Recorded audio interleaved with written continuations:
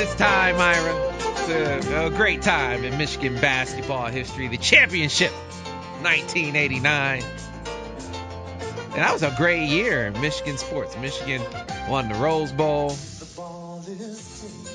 Michigan basketball goes on to win the title. And a big piece to that puzzle, the guy that you heard on the Michigan radio broadcast all season long. Great job in his first year as the color guy. Terry Mills, or Three Mills as they used to call him when he was in a Pistons uniform. Terry, how you doing this morning? I'm doing well. How about yourself? Doing great, man. Glad that you could join us. And again, like I just said in the intro, great job your first year on the call. I'm curious, when you first started, I mean, was there any nervousness, or was it just like, hey, just like anything else you've done and excelled at in your career? Well, it was something that it took a little while to get used to. Probably about 10 games in, I felt real comfortable. Matt Shepard, who does the play-by-play, just does a phenomenal job. And I'd always told him he was the best assist guy in the game. He just basically set it up and made it easy for me. All right, so Terry, I got to take you back to the point in the season when Mitch goes down. I'm curious. You had watched the team a lot. You had seen him practice. You had talked to the guys. Did you expect when Mitch first went down? Did you expect this team to be able to rise to the level that they rose to as the season unfolded? Well, to be honest, I didn't. I expect them to have a successful season, but not to, go on and do the things that they accomplished. Winning an outright Big Ten title and winning the games that they did. I thought that was phenomenal, and I guess that's the epitome of a team. A team coming together under adversity and getting the job done. Can you kind of single out a turning point, or when it at least clicked for you that, wow, this team is a lot better than I thought they were? Was it a particular game, or was it the end of the season? At what point did you kind of realize that, wow, maybe I was underestimating this team? Well, I think when they bounced back, when we went to Puerto Rico and those guys lost to Charlotte over there, I thought that was a real low point in the season. And I thought at that point, they could go either way. Mitch health wasn't the best at that time, and then all of a sudden he decided, hey, I've got to have back surgery. This is really bothering me. And at that particular time, as a team, you could have went one way or another. And I had a chance to sit down and talk with Jordan Morgan, and I just, I told him, I said, I thought you were playing some of the best basketball of your career prior to, you spraining your ankle. And when he sprained his ankle, Mitch came aboard and had a phenomenal tournament run last year. And he said, you're exactly right, and he said, it's all about confidence, and I've got to get my confidence back. And I said, well, one thing for sure, you don't have to look over your shoulders anymore, whether or not Mitch is there or, another player. It's all going to fall on your shoulders, and I think he took that advice and ran with it. We're talking to Terry Mills this morning here on the Michigan Insider on Sports Talk 1050 WTKA, online at WTKA.com, a Michigan great in his day. And, it has to be impactful for a guy like Jordan Morgan to be able to talk to a guy like you that's been through it and has won on the highest level. I'm curious, for when you watched him kind of mature into his role, man, I just sensed a difference in him at the end of the season. It was almost like a swagger. He, when the team got announced as the number 2 seed and people were talking about how tough it was going to be, he was like, yeah, it's going to be tough on the other teams. They have to play us. It was just, to me, it seemed like a swagger emerged. Could you kind of sense that from him as well? Yes, I did. I've known Jordan since he's arrived at Michigan. I had an opportunity to work with him at Coach John Beeline's camp when Jordan first arrived on campus, and just to see how he's grown as a young man and develop over the years. And we share the same jersey number 52. And when he came aboard, he was like, would you mind if I wore your number? And I said, well, it would be an honor, to see you do that.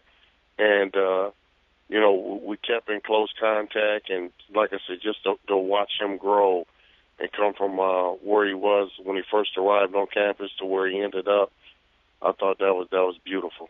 You talk a lot about confidence, and another guy whose confidence seemed to grow, and in turn the team's performance grow with it, was Glenn Robinson late in the season. And again, I try to seize upon turning points or points where maybe that changed. Can you sense when you started to see the light bulb click on for Glenn, and he started to take his game to a different level as well? Well, in all fairness to Glenn, kind of playing a little bit out of position, where he had to guard a lot of four men, and I think he stepped up in that moment. That's not an easy task to night in and night out give up, 30, 40 pounds, and compete. But I thought, Glenn did an excellent job at that. It took a little adjustment, but once he figured it out and understood that he had an advantage just as well as they had an advantage, I think that's when he started to take off. Right, and so you look at that Kentucky game. That was one of those difficult matchups, man. You're in that game. You're taking on Randall and a bunch of guys that are taller than you, are obviously stronger, and then at the same time they can match you in quickness and athleticism.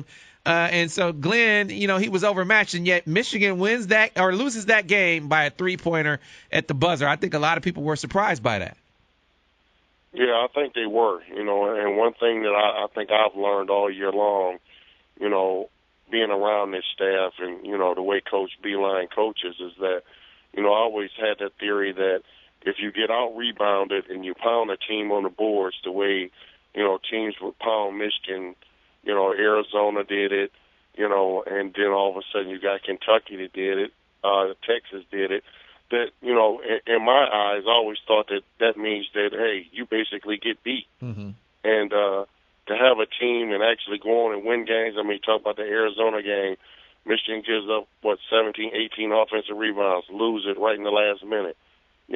Again, give up 17, 18 offensive rebounds against Kentucky, lose it at the buzzer. So, that showed me a lot, that if you take care of the basketball and you compete, you can be in every ball game.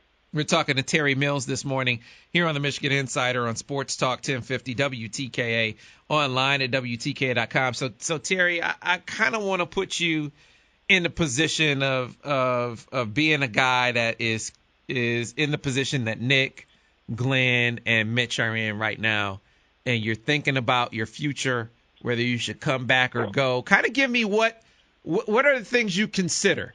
Who are the voices that you listen to at a time like this when you're trying to make this decision?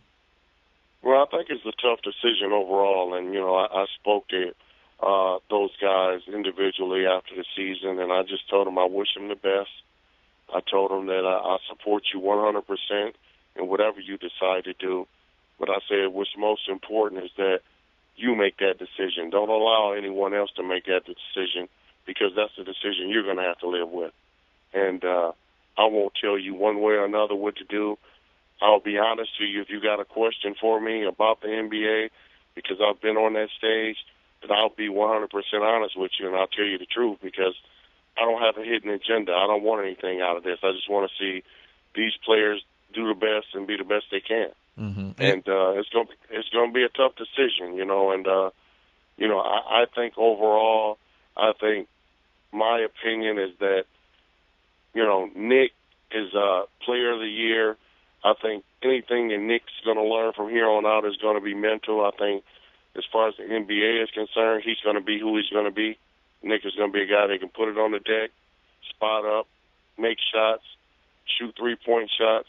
And I think it's going to be all mental from here on out about what Nick can bring to the NBA level. Mm-hmm. As far as McGarry, I think McGarry needs to come back and prove his worth again. Coming off of an injury, I just tried to tell him that's a league that doesn't wait on you.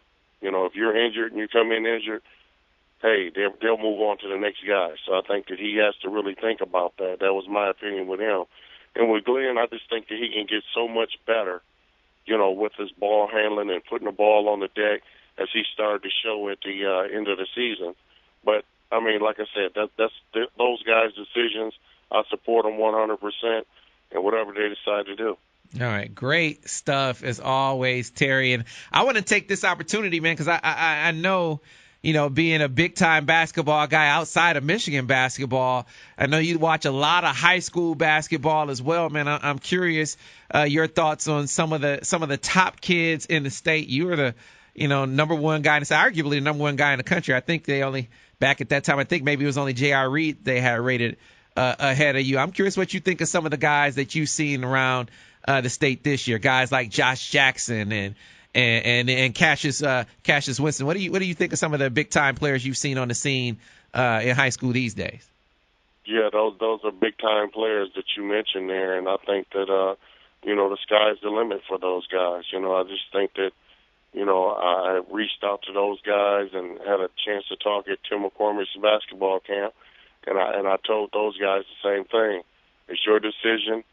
Please enjoy it. Don't allow anyone else to make your decisions, because that's something that you're going to have to live with for the rest of your life. And I don't, I've always been a guy that I'll try to give kids advice, but I'm going to sleep at night. Mm-hmm. And I'm not going to worry about, I told this kid to go here and it didn't work out for him. I can sleep at night.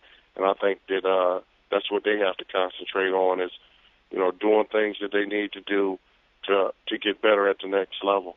All right. Well, Terry, hey, man, great job again on the job with the radio broadcast. It was insightful and enlightening to hear you talk about this basketball team. And we hope, I don't know if you decided to do it again next year, but we hope you do, man. Well, I appreciate it. Yeah, I hope to be back next year, and I loved it, and watching the guys grow, and I'll be around most of the summer with those guys and getting to know them a little bit more, and hoping they can send me on another run like they did this year. Well, Terry, we right now are living vicariously through you, because I don't know if you knew this or not, but today is the 25th anniversary of that '89 championship win. Yeah, well, I tell you what, that was a phenomenal run, and I think that University of Michigan does a great job at bringing the guys back. We had a 25th reunion, we had a 20th reunion, and reaching out and bringing all those guys back, and we had a chance to talk to the team this year, and I think they do a phenomenal job at trying to get players back, and we got a long tradition here, and I think Coach Beeline has reached out to a lot of players and just tried to get players to come back, because we got a rich tradition here, and it's something that we need to continue. All right, well, Terry, thanks a lot, man. We really appreciate you, and looking forward to seeing you and hearing you again coming up this next season, man. Thanks a lot.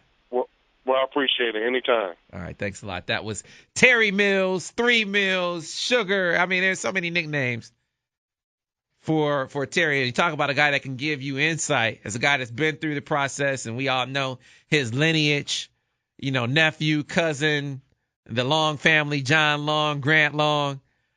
I mean, this is a guy that has some real insight for the kids. So you heard what he had to say. He even shared with us the advice that he gave to Nick, Glenn, and Mitch. That's outstanding stuff. Say, I think Nick should go. Mitch and Glenn think they should stay. I think that's the kind of the mindset, thought process of a lot of Michigan fans out there.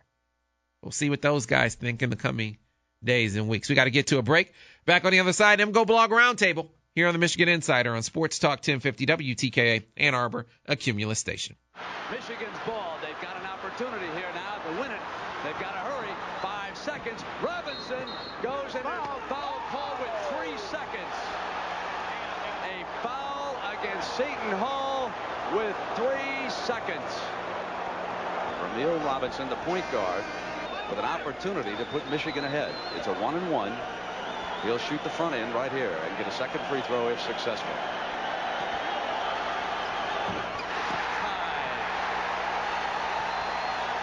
Let's see what happens on the free throw. Michigan leads it. Steve Fisher doing all the right things in this particular ball game. Segan Mills makes it tough to throw the line drive pass. Starts when touched. Long pass. Walker and Green battle. Walker fires up. It's over. Michigan has won a national championship. And for the 3rd time in the last 8 games, it has been decided by 1 point. The Wolverines win an NCAA title over Seton Hall, a tough opponent all the way.